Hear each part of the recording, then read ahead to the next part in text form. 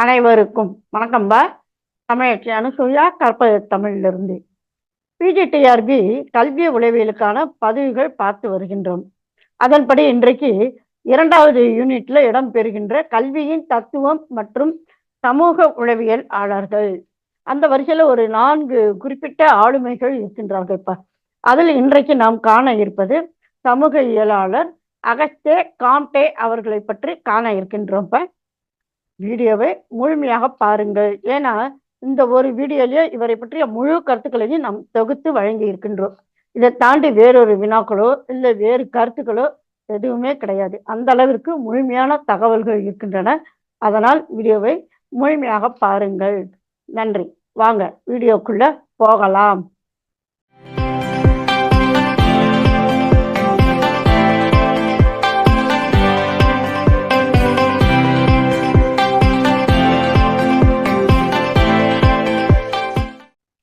Auguste காம்டே அவர்களின் முழு பெயர் யாது? இசிடோர் அகஸ்டே மேரி பிரான்சுவா சேவியர் காம்டே என்பது அவருடைய முழு பெயர். இங்க பார்த்துக்கோங்கப்பா. இது எதற்காக கொடுக்கப்பட்டது அப்படின்னாக்க நமக்கு 4 தெரிவுடைகள் கொண்ட வினாத்தாள் தான் அமையும். ஒருவேளை அகஸ்டே காம்டே அப்படிங்கிற வந்துருச்சுன்னா சரி பரவாயில்ல, நம்ம அந்த யூனிட்ல படிச்சு நமக்கு பழக்கமாயிருக்கும், அதை எழுதலாம். ஒருவேளை பிரான்சுவா சேவியர் காம்டே அல்லது இந்த காம்டேன்றது எல்லாமே மேரி பிரான்சுவா சேவியர் அல்லது இசிடோ மேரி பிரான்சுவா எந்த மாதிரி வந்தாலும் நமக்கு வந்து விடையளிக்க தெரிந்திருத்தல் வேண்டும். அதற்காகத்தான் இங்கே முழு பெயர் கொடுக்கப்பெற்றது. அடுத்ததாக அவருடைய தோற்றமும் மறைவும் என்ன? தோற்றம் 19 ஜனவரி 1798, மறைவு 5 செப்டம்பர் 1859. இன்னைக்கு நம்ம வந்து செப்டம்பர் 2ஆம் தேதி பார்த்து கொண்டிருக்கின்றோம். இந்த வீடியோவை பார்த்தீங்கன்னா வருகின்ற 5ஆம் தேதி செப்டம்பர் அவருடைய மறைவு நாள் வருகின்றது. இப்ப நினைவு தினம். சரி, அவர் எந்த நாட்டை சார்ந்தவர்? தெற்கு பிரான்சை சார்ந்தவர். ஊரினுடைய பெயர் மாண்டலியர். சரிங்களா? மனித சமூகத்தின் தனித்துவமான அறிவியலின் அவசியத்தை உணர்ந்த முதல் சிந்தனையாளர் என்று கூறப்பட்டவர் யார்? அகஸ்டே காம்டே. இது வந்து பார்த்தீங்கன்னா 1798 அப்படின்னாக்கும் கிட்டத்தட்ட அந்த காலத்தை ஒட்டி அவருடைய கருத்து இந்த மாதிரி அமைந்திருக்கின்றது. சமூக இயலின் தந்தை என்று அழைக்கப்பட்டவர் யார், ஏன்?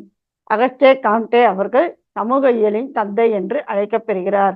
இந்த வினாவை நன்றாக பார்த்து கொள்ளுங்கள். இப்ப ஏன்னா யூஜிசி நெட்டு தேர்வுலையும் பார்த்தீங்கன்னாக்கும் அவங்களுக்கும் சைக்காலஜி உண்டு.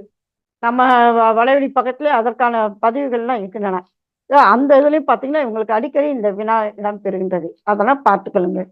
ஏனெனில் ஏன் அவ்வாறு அழைக்கப்பட்டார்? சமூக இயலை சமூகத்தின் அறிவியலாக அல்லது மனித நடத்தை அறிவியலாக உருவாக்கியதால் இவ்வாறு அழைக்கப்பெற்றார். காம்டே தான் முதலில் கண்டுபிடித்த அறிவியலுக்கு இட்ட பெயர் யாது? சமூக இயற்பியல். அதன் பிறகு அந்த சமூக இயற்பியலை எவ்வாறு மாற்றினார்? சமூக இயல் என்று மாற்றி அமைத்தார். இந்த 2 பெயர்களை பார்த்துக் கொள்ளுங்கள். சமூக இயல் என்னும் சொல் எம்மொழி சொற்களின் கலவை. புதிய அறிவியல் அப்படிங்கிற அந்த சொல்லை கொடுக்கின்ற அந்த பொருளை தருகின்ற லத்தீன் மற்றும் கிரேக்க சொற்களின் கலவை ஆகும். இது சமூக இயல் என்னும் சொல்லின் மூலம் காம்டே உணர்த்திய கருத்துக்கள் யாவை? மனித சமூகத்தை பற்றிய புரிதலை அடையலாம். மனித குலம் ஒரு உயர்ந்த நிலையை அடையும். அதில் முழு மனித இனமும் ஒன்றாக செயல்பட முடியும் என்பது அவருடைய நம்பிக்கை. மக்கள் மற்றவர்களுக்காக வாழ வேண்டும் என்னும் பொருள் தருகின்ற பரோபகாரம், அதாவது ஆல்ட்ருயிசம் என்கின்ற சொல்லையும் அவர் உருவாக்கினார். புதிய உலக ஒழுங்கை வளர்ப்பதில் மனித அறிவு மிக முக்கியமானது. அதனால அவர் என்ன செய்கிறார்? தன்னுடைய படைப்புகளில் அன்பு என்பதையும் அது வந்து அனைத்து பிரச்சனைகளையும் தீர்க்கும், எது இந்த அன்பு என்பதையும் அவர் எடுத்துரைத்தார்.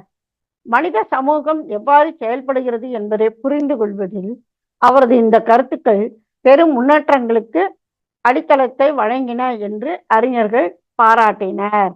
சரிங்களா? ஏன்னா முக்கியமான கருத்து பாருங்க, அறிவியல் முக்கியம்ட்டாரு, அதுக்கு அடுத்து பார்த்தீங்கன்னா அன்பு முக்கியம்ட்டாரு. அந்த அன்பு தான் வந்து மனித பிரச்சனைகளுக்கெல்லாம் தீர்வு தரும் அப்படிங்கிறதையும் அவர் சொல்றாரு. எவ்வளவு அழகா இருக்கு பாருங்க. அதே சமயத்துல மற்றவர்களுக்கு மக்கள் உதவ வேண்டும் என்கின்ற கருத்தையும் அவர் கூறுகின்றார். அதனாலதான் அவர் சொல்றாங்க முன்னேற்றங்களுக்கு அடித்தளத்தை வழங்கின என்று அவர்கள் பாராட்டினர். அடுத்து காம்டே குறித்து மற்றொரு சமூகவியலாளர் ரேமண்ட் அரோன் என்பவர் கூறும் கருத்து. அகஸ்டே காம்டே மனித மற்றும் சமூக ஒற்றுமையின் முதன்மையான சமூக இயலாளர் ஆவார் என்று அவரை பாராட்டியிருக்கின்றார். காம்டே எதனை தனது பணியாக கருதினார்? ரொம்ப அருமையா இருக்கும் பாருங்களேன். மனித குலம் குரங்கிலிருந்து சற்று வேறுபட்டு தன்னை மாற்றி அமைத்த வரிசையை கண்டுபிடிப்பதே தனது பணி. ஏன்னா குரங்கிலிருந்து தான் மனிதன் வந்தான்னு சொல்றோம். அப்ப அது எப்படி மாறியது, அந்த வரிசை என்ன அப்படிங்கிறது கண்டுபிடிக்கிறது தான் தனது பணி. இதற்காக அறிவியல் முறையை பயன்படுத்தினார். 3 நிலைகளினுடைய சட்டத்தை உருவாக்கினார். சரிங்களா? இந்த 3 நிலைகளின் சட்டத்தை, அதாவது லா ஆஃப் 3 ஸ்டேஜஸ் அறிவித்த முதல் அறிஞர் அகஸ்டே காம்டே. இதன் மற்றொரு பெயர் என்ன? மனித முன்னேற்ற சட்டம், லா ஆஃப் ஹியூமன் ப்ராக்ரஸ். குரங்கிலிருந்து மனிதன் வந்தான்றது தானே இப்ப அவருடைய முதல் பணி. அதை வைத்து சட்டம் உருவாக்கிட்டாரு. அதுக்கு ஒரு பெயரும் கொடுத்துட்டாரு. அது என்னெல்லாம் நடக்குது பாருங்களேன். அகஸ்டே காம்டே 3 நிலைகள் குறித்த சிந்தனைகளை யாரிடமிருந்து பெற்றதாக கூறுவார்? நம்ம வந்து ஒரு செயலையோ ஒரு கருத்தையோ எடுத்து சொல்றோம்னு வச்சுக்கோங்களேன், வீட்டுல இருக்கவங்க கேட்பாங்க, ஏய் இவ்வளவு அருமையா இவ்வளவு அழகா தெளிவா பேசுறிய, நீ யார்கிட்ட இருந்து கத்துக்கிட்ட அப்படின்னு சொல்லி கேட்பாங்க. அந்த மாதிரி அவர் பெற்ற அறிவு யாரிடமிருந்து? ஆர்ஜே டர்கோட், ஒய்பி பீகோ மற்றும் செயின்ட் சைமன், அந்த 3 பேரிடமிருந்து அவர் இந்த சிந்தனைகளை பெற்றார். இந்த செயின்ட் சைமனோட தான் பெருமளவு காலம் அவர் வந்து கூடவே இருந்திருக்காருப்பா அவரு காம்டே அவர்கள். சரிங்களா? அவருடைய வரலாறு படிக்க படிக்க ரொம்ப இன்ட்ரெஸ்டிங்கா இருந்தது. அகஸ்டே காம்டேவுடைய முழு வரலாறு. அவர் பிறந்ததுல இருந்து பாத்தீங்கன்னா இளமை பருவத்துல அவ்வளோ இது பண்ணி இருந்திருக்காரு, அறிவை உணர்ந்திருக்காரு. அதனால்தான் அந்த 3 நிலைகள் சட்டத்தை அவர் கொண்டுட்டு வர்றாரு. அவரு கிட்டத்தட்ட ஒரு பக்குவப்பட்ட வயதுல அவர் கொண்டு வராரு. அது என்னன்றது அடுத்தடுத்து வரும்போது பாக்குறேன். இப்ப அடுத்த வினாலேயே வருது பாருங்க. அந்த அளவுக்கு ரொம்ப இன்ட்ரெஸ்டிங்கா இருந்தது அவரை பற்றிய கருத்துக்கள் படிக்கும் போது. அகஸ்டே காம்டே 3 நிலைகள் கருத்த சிந்தனைகளை கூறியதற்கான காரணங்கள் என்ன? மனித சிந்தனையும் சமூக முன்னேற்றமும் அதன் பரிணாம வளர்ச்சி மற்றும் வளர்ச்சியில் 3 தனித்தனி நிலைகளை கடந்து செல்கின்றன. என்ன? குழந்தை பருவத்துல பாத்தீங்கன்னா மனிதன் ஒரு தீவிர நம்பிக்கையாளராக இருக்கின்றான். அது என்னன்றது அடுத்தடுத்து நம்ம பார்ப்போம். பாருங்க. பின்னர் இளமை பருவத்துல மனோ தத்துவவாதியாக மாறுகின்றான். ஆண்மை பருவத்துல என்ன செய்யணும்? இயற்கை தத்துவ ஞானியாக மாறுகிறான். அப்போ ஒவ்வொன்றும் பாருங்க, அதான் 3 தனித்தனி நிலைகளை கடந்து செல்வதாக. சரிங்களா? இந்த சமூகத்தில் வளர்ச்சி மற்றும் வளர்ச்சியின் காலம் குறித்த கருத்துக்கள் என்னென்ன? இந்த 3 சொன்னார் இல்லையா, அந்த 3னுடைய பெயர் என்ன? இறையியல் அல்லது கற்பனையான நிலை, தியாலஜிக்கல் ஆர் ஃபிக்டிஷியஸ் ஸ்டேஜ். மனோ தத்துவ அல்லது சுருக்க நிலை, மெட்டாபிசிக்கல் ஆர் அப்டாக்ட். அப்டாக்ட்னாலே உண்மை அறிதல் அப்படின்னு சொல்லி சொல்லுவோம். சுருக்கம் அப்படிங்கிறது தான் முக்கியமானது. நேர்மறை அல்லது அறிவியல் நிலை, அதாவது பாசிட்டிவ் ஆர் சயின்டிபிக் ஸ்டேஜ். ஒவ்வொரு அடுத்தடுத்த நிலையும் முந்தைய நிலையை விட உயர்ந்தது. அப்ப இது முதல் நிலைனா இதை விட உயர்ந்தது இது, இதை விட உயர்ந்தது இது அப்படிங்கிறதையும் அவர் சொல்றாரு. சரிங்களா? அடுத்து இறையியல் அல்லது கற்பனையான நிலை என்பது, இப்ப இதுல முதல் இதை பத்தி நம்ம பார்க்கிறோம். ஆதிகால மனிதர்கள் இயற்கையில் கடவுளை கண்டனர். ஒரு கல்லாட்டம், மரமாட்டம், எது மழை, மலை, ஒவ்வொன்றிலும் இயற்கை, சூரியன், சந்திரன், ஒவ்வொன்றிலும் கடவுளை பார்த்தார்கள். கடவுளுடைய கோபத்தால் தான் வந்து மழை அதிகமா பெய்யுது, இல்ல குறைவா பெய்யுது அப்படிங்கிறதையும் கூட அவங்க நம்பினாங்க இல்லைங்களா? அது அடுத்து சிந்தனையினுடைய இறையியல் நிலையின் 3 துணை நிலைகள் யாவை? இந்த முதல் நிலை இருக்கு இல்லையா, அதனுடைய 3 துணை நிலைகள் என்னென்ன அப்படிங்கிறது. 1 பெட்டிஷம், 2வது பாலிட்டிசம், 3வது மோனோதிசம், அதாவது பல தெய்வீக கொள்கை, ஏகத்துவ கொள்கை. அம்மா அப்படின்னா என்னங்கம்மா என்று அடுத்தடுத்து வருது. இந்த சிந்தனையினுடைய இறையியல் நிலைய 3 துணை நிலைகள். பெட்டிஷம்னா என்ன? இறையியல் சிந்தனையின் முதன்மை நிலை. நம்ம முதல்ல இது பார்த்தோம் இல்லையா, கற்பனையான ஒரு நிலைன்ட்டு. அப்ப உயிரற்ற பொருள்களில் ஒரு உயிர் இருப்பதாக நம்புவது. இதனுடைய இன்னொரு பெயர் ஆனிமிசம். சரிங்களா? அடுத்து மரங்கள், கற்கள், மரத்துண்டு போன்ற பெட்டிஷ் எனப்படும் உயிரற்ற பொருட்களை மக்கள் வழிபட்டனர். இதெல்லாம் நம்ம பார்த்துருக்கோம். இப்பயே நம்ம நகைத்துவை காட்சிகள்ல நம்ம பார்க்கிறோம். ஒரு கல் எடுத்து வச்சு என்ன செய்யறோம், இவர் தான் இறைவன் அப்படின்னு சொல்லி நம்புகின்ற ஒரு வழிபாடு அந்த காலகட்டத்துல இருந்தது. அதான் பெட்டிஷிசம். அடுத்து பாலிசிசம். அது என்ன? பல தெய்வீக கொள்கை, பல கடவுளை நம்புவது. எப்படி? வெவ்வேறு கடவுள்கள் வெவ்வேறு இயற்கை சக்திகளை கட்டுப்படுத்துகிறார்கள். ஒவ்வொரு கடவுளுக்கும் ஒரு திட்டவட்டமான செயல்பாடு. உதாரணமா பார்த்தா நீருக்கு ஒரு கடவுள், மழைக்கு ஒரு கடவுள், நெருப்புக்கு ஒரு கடவுள், காற்றுக்கு ஒரு கடவுள். அப்போ ஒவ்வொருவருக்கும் ஒரு திட்டவட்டமான செயல்பாடு இருக்கு. கோபம் அதிகமா இருக்கோ, இல்ல குறைவா இருக்கோ, மழை குறைவா பெய்யும், இல்ல அதிகமா பெய்யும். இல்லையா? அல்லது நீரானது இந்த மாதிரி இருக்கும். இப்படி இந்த மாதிரி அமைவது பாலிசிசம். அடுத்து மோனோசிசம் என்ன? ஏகத்துவ கொள்கை. மோனோன்னா ஒன்றுன்னு அர்த்தம். பாலின்னா பலன்னு அர்த்தம். சரிங்களா? இறையியல் சிந்தனுடைய கடைசி மற்றும் மிக வளர்ந்த வடிவம். இது ஆரம்ப கட்டத்துல இருந்து கொஞ்சம் மாறி இப்படி வந்தாங்க. இப்ப எப்படி வராங்க பாருங்க. ஏகத்துவம் என்பது ஒரு கடவுள் அல்லது ஒருவரே கடவுள் என்று நம்புவது. எப்படி பாருங்க, உயிரற்ற ஒரு பொருளா இருந்தது, பல கடவுளா இருந்தது, இப்ப ஒரே ஒரு கடவுள்னு வந்துட்டாங்க. அப்ப அது பாருங்க, அதான் வளர்ச்சி நிலை. சரிங்களா? ஆக இது இறையியல் நிலையினுடைய, அதாவது முதல் நிலை. அதனுடைய துணைநிலை என்னென்ன அப்படிங்கிறதை நம்ம பார்த்தோம். சரிங்களா? இப்ப அடுத்து இரண்டாவது நிலை. மொத்தம் 3 நிலை சட்டம் இல்லையா? அதுல முதல் நிலை சட்டம் பார்த்தாயிற்று. இப்ப இரண்டாவது சட்டம் என்ன? மனோ தத்துவ அல்லது சுருக்க நிலை. இறையியல் கட்டத்தின் நீட்டிப்பு. இந்த காலகட்டத்துல பகுத்தறிவு வளர்கின்றது. இந்த பகுத்தறிவு கற்பனையை மாற்றுகிறது. கடவுள் ஒரு சுருக்கமான உயிரினம் என்று மக்கள் நம்ப முற்படுகின்றனர். ஆன்மான்றது ஒரு தெய்வீக சக்தியினுடைய தீப்பொறி. அதாவது இந்த சுருக்கமான சக்தி உலகில நிகழ்வுகளை வழி நடத்தி தீர்மானிக்கிறது என்று நம்புவது. தெய்வம் தான் நம்ம நடத்தி கொண்டு போகிறது அப்படிங்கிறது நம்புறாங்க. ஆன்மாவின் இடம்பெயர்வு கொள்கை, மறுபிறப்பு பற்றிய கருத்து மற்றும் உறுதியான கடவுள் மீதான நம்பிக்கையை அது நிராகரிக்கிறது. மறுபிறப்புன்னு ஒண்ணு கிடையவே கிடையாது. அதே மாதிரி நம்முடைய ஆன்மாவை நம்மோடு அவ்வளவுதான், அது இன்னொரு இடத்துக்கு போகுது, அந்த மாதிரிலாம் கிடையாது, கடவுள் ஒருவர் இல்லை என்பது எல்லாம் நிராகரிப்பது இது. அதான் பகுத்தறிவு வளர்கின்ற நிலை. சரிங்களா? அடுத்து மூன்றாவது நிலை. அது என்ன? நேர்மறை அல்லது அறிவியல் நிலை. 19ஆம் நூற்றாண்டினுடைய தொடக்கமாக இதனை கூறுவர். இதுதான் இதனுடைய தொடக்கமாகவும் அமைகின்றது. அறிவியல் அறிவால் வகைப்படுத்தப்படுகிறது. அறிவியல் அறிவு உண்மைகளை அடிப்படையாக கொண்டது. உலகை பார்ப்பதற்கான முற்றிலும் அறிவுசார் வழி. தரவு மற்றும் உண்மைகளின் கவனிப்பு மற்றும் வகைப்பாட்டிற்கு இந்த சிந்தனையானது முக்கியத்துவம் தருகின்றது. சரிங்களா? ஆக அவர் 3 நிலைகளின் சட்டம் சொன்னாரு. 3 நிலைகள் என்னன்னு பார்த்தோம். அதுல முதல் நிலைக்கு மட்டும் துணைநிலைகள் 3 இருந்தன. அவற்றை என்ன என்று நாம் பார்த்தோம். சரிங்களா? இப்ப அடுத்தது, இந்த அகஸ்டே காம்டே உருவாக்கிய தத்துவத்தின் பெயர் என்ன? நேர்மறைவாதம், பாசிட்டிவ் அப்படிங்கிறது. நேர்மறைவாதம் மூலம் காம்டே கூறிய கருத்துக்கள் என்னென்ன? இறந்தவர்கள் உயிருள்ளவர்களை ஆள்கிறார்கள்.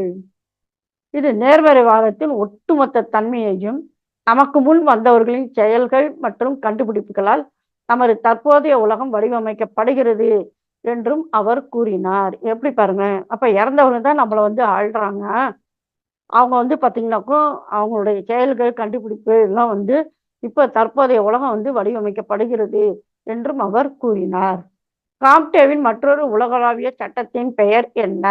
கலைக்களஞ்சிய சட்டம், என்சைக்ளோபீடிக் லா என்பது ஆகும். சரிங்களா?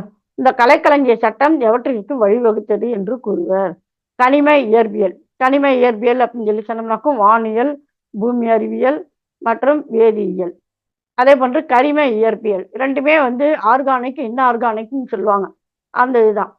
அப்போ உயிரியல் மற்றும் இயற்பியல் சமூகம் உட்பட அனைத்து அறிவியலின் முறையான மற்றும் படிநிலை வகைப்பாட்டிற்கு வழிவகுத்தது இந்த கலைக்களஞ்சிய சட்டம்.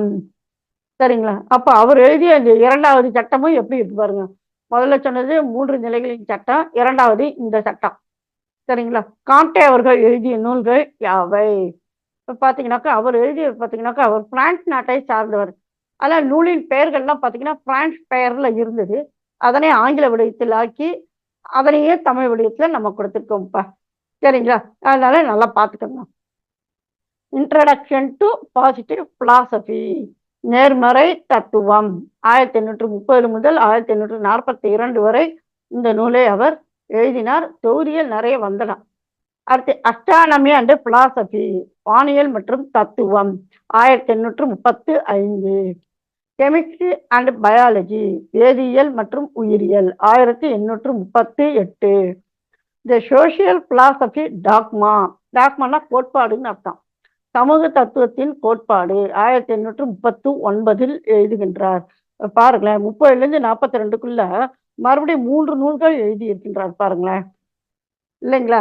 அடுத்து சிஸ்டம் ஆஃப் பாசிட்டிவ் பாலிடிக்ஸ், பொலைட்டின்னு சொல்லலாம், நேர்மறை அரசியல் அமைப்புகள்.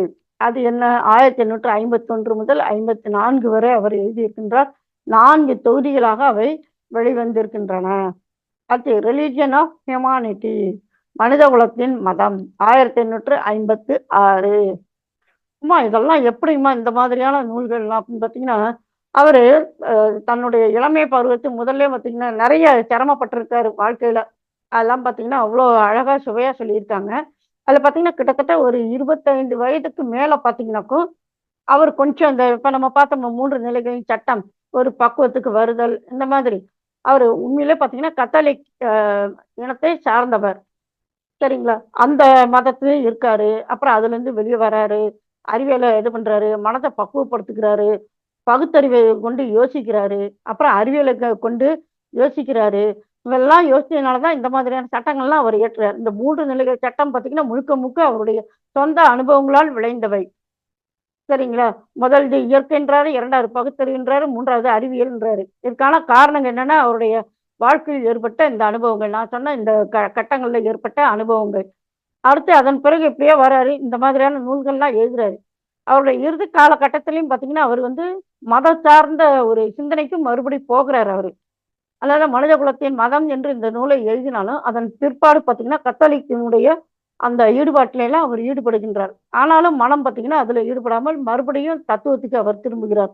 இப்படியான ஒரு நிலைமையில தான் அவர் இருந்திருக்கின்றார். இதற்கு நடுவுல திருமணம் அந்த மாதிரியான நிலைகளும் நடந்திருக்கின்றன. சரிங்களா? அடுத்து சமூக இயலுக்கு காம்டே ஆற்றிய தொண்டுகளை எவ்வாறு வகைப்படுத்துவார்கள்? 5ஆக வகைப்படுத்துவார்கள். அவை என்னென்ன? சமூக அறிவியலின் வகைப்பாடு மற்றும் வரிசைப்படுத்துதல். 2வது சமூக இயலின் தன்மை, முறை மற்றும் நோக்கம். 3வது 3 நிலைகளின் சட்டம். அடுத்து 4வது சமூக மறு கட்டமைப்புக்கான திட்டம். 5வது நேர்மறைவாதம். இந்த 2ம் ரொம்ப ரொம்ப முக்கியமானதுப்பா. நல்லா திரும்ப திரும்ப படிச்சுக்கோங்க. நம்ம மேல சொன்ன கருத்துக்கள்ல இந்த 3 நிலைகளின் சட்டமும் சரி, நேர்மறைவாதமும் சரி, இதை நன்றாக படித்துக் கொள்ளுங்கள். சரிங்களா? அடுத்து காண்டே எங்கே எப்பொழுது மறைந்தார்? செப்டம்பர் 5, 1857 அன்று மறைந்தார். பாரிஸ்ல அவர் மறைந்தார். சரிங்களா? அவரது உடலானது மிகவும் புகழ்பெற்ற சிமெட்டியர் டு பெரே லாஷேஜ் அப்படிங்கிற இடத்துல வந்து அது அடக்கம் செய்யப்பட்டு இருக்கின்றது. சரிங்களா? அவர் வந்து தன்னை வந்து கடைசி காலகட்டத்தில் பார்த்தீங்கன்னா இந்த கிறிஸ்தவ இதெல்லாம் படித்தார் அப்படின்னு சொல்லி சொன்னோம் இல்லையா, அந்த நேரத்தில் பார்த்தீங்கன்னா அவர் தன்னை வந்து புனித போப் என்று தாமே அழைத்து கொண்டார்.